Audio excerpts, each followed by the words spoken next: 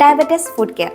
Diabetes ഉള്ള ഒരു വ്യക്തി ഏറ്റവും അധികം നേരിടുന്ന ഒരു ചലഞ്ചാണ് വൂണ്ട് ഹീലാവാനുള്ള കാലതാമസം. അതായത് മുറിവ് സംഭവിച്ചു കഴിഞ്ഞാൽ അത് കരിഞ്ഞു വരാനുള്ള കാലതാമസം. ഇത് ഭാവിയിൽ കാല് മുറിച്ച് കളയുക അല്ലെങ്കിൽ ആംബ്യൂട്ടേറ്റ് ചെയ്യുക എന്നൊരു സ്റ്റേജിലേക്ക് വരെ എത്തിച്ചേരാൻ സാധ്യതയുണ്ട്.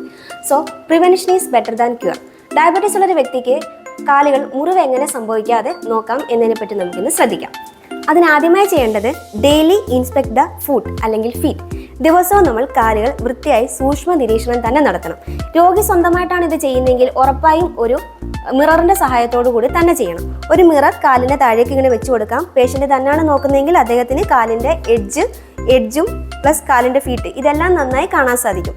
ഓരോ ടോസിന്റെയും ഇടയിൽ വൃത്തിയായി തന്നെ ശ്രദ്ധിക്കണം. കാലുണ്ടാകുന്ന ചെറിയ ചെറിയ ബ്ലിസ്റ്റർ, കുമിളകൾ, റെഡ്നെസ്, ചുമലപ്പാടുകൾ, ചെറിയ ചെറിയ ക്രാക്സ്, റെഡ്നെസ്, ഇതെല്ലാം ചെറിയ ചെറിയ വൂണ്ട്, ഇതെല്ലാം തന്നെ ഡെയിലി ഇൻസ്പെക്ട് ചെയ്യണം. അങ്ങനെ എന്തെങ്കിലും ഒരു വ്യത്യാസം കാണുവാണെങ്കിൽ അപ്പം തന്നെ വൈദ്യസഹായം തേടുകയും വേണം. അടുത്തതായി ശ്രദ്ധിക്കേണ്ടത് ഡെയിലി വാഷ് ദ ഫീറ്റ്. കാല് ദിവസവും നമ്മൾ കഴുകാറുണ്ട്. അതിനോടൊപ്പം തന്നെ ഡെയിലി ഒരു 10-15 മിനിറ്റോ ടൈം പ്രത്യേകം തന്നെ മാറ്റിവെക്കേണ്ടതാണ്. അതിന് മൈൽഡായിട്ടുള്ള സോപ്പോ ലൂപ്പ് വാട്ടർ, അത് ചെറിയ ചൂടുവെള്ളം തന്നെ യൂസ് ചെയ്ത് മാത്രം കഴുകുക. ഗ്ലിസറിനേറ്റഡ് സോപ്പാണെങ്കിൽ അത്രയും നല്ലതാണ്. കാല് വൃത്തിയായി കഴുകിയ ശേഷം കാല് വൃത്തിയായി തുടയ്ക്കുകയും വേണം. തുടയ്ക്കുമ്പോൾ ശ്രദ്ധിക്കേണ്ടത് ഇൻ ബിറ്റ്വീൻ ടോസ്, കാലിൻ്റെ നഖങ്ങൾ പ്ലസ് ടോസ്, ഓരോ വിരലിൻ്റെ ഇടയിൽ ഒട്ടും വെള്ളം വരാൻ പാടില്ല. മോയ്സ്ചറൈസർ ഒരുക്കുക പോലും ശ്രദ്ധിക്കണം. അടുത്തതായി ഡെയിലി വാഷ് ദ ഫുഡ് അല്ലെങ്കിൽ ഫീറ്റ്. ഡെയിലി നമ്മൾ കാല് നോർമലി കഴുകാറുണ്ട്. അതോടൊപ്പം തന്നെ ഡെയിലി എല്ലാ ദിവസവും ഒരു 10-15 മിനിറ്റ് ഇതിനു വേണ്ടി മാത്രം മാറ്റിവെക്കണം. കാല് വൃത്തിയായി കഴുകാൻ യൂസ് ചെയ്യേണ്ടത് ചെറിയ ചൂടുവെള്ളമാണ്.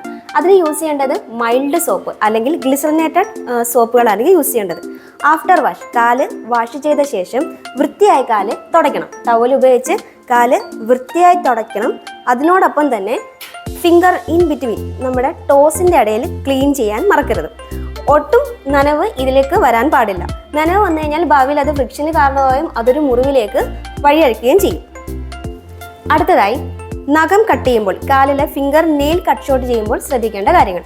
ഉറപ്പായും നിങ്ങളൊരു നെയിൽ കട്ടർ തന്നെ യൂസ് ചെയ്യണം. നെയിൽ കട്ടർ കൊണ്ട് കട്ട് ചെയ്യുമ്പോൾ എപ്പോഴും നഖം സ്ട്രെയിറ്റ് ആയിട്ട് തന്നെ കട്ട് ചെയ്യണം. ബാലൻസ് ബാക്കിൽ നിൽക്കുന്ന സ്കിന്ന് അല്പം പോലും മുറിയാതെ ശ്രദ്ധിക്കുകയും വേണം. നമ്മുടെ നെയിൽ കട്ടറിൽ തന്നെയുള്ള നെയിൽ ഫയൽ നമുക്ക് യൂസ് ചെയ്യാൻ പറ്റും.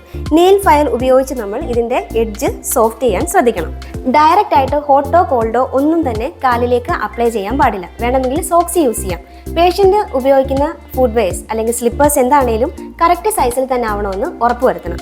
ഇതോടൊപ്പം തന്നെ പേഷ്യൻ്റെ ബ്ലഡ് ഷുഗർ ലെവൽ കൺട്രോൾ നിർത്താൻ ശ്രദ്ധിക്കണം. ഇത്രയും കാര്യങ്ങളൊക്കെ ചെയ്തു കഴിഞ്ഞാൽ അല്ലെങ്കിൽ ഇതേ കാര്യങ്ങൾ നമ്മൾ ഫോളോ ചെയ്യുകയാണെങ്കിൽ ഇദ്ദേഹത്തെ ഡയബറ്റിക് ഫുഡ് എന്നൊരു കണ്ടീഷനിൽ നിന്നും നമുക്ക് പ്രിവെൻറ്റ് ചെയ്യാൻ സാധിക്കും. ഈ വീഡിയോ നിങ്ങൾക്ക് ഇഷ്ടപ്പെട്ടെങ്കിൽ ലൈക്ക് ചെയ്യുക, ഷെയർ ചെയ്യുക. കൂടുതൽ ടിപ്സ് അറിയാനായി ഞങ്ങളുടെ ചാനൽ സബ്സ്ക്രൈബ് ചെയ്യുക. താങ്ക്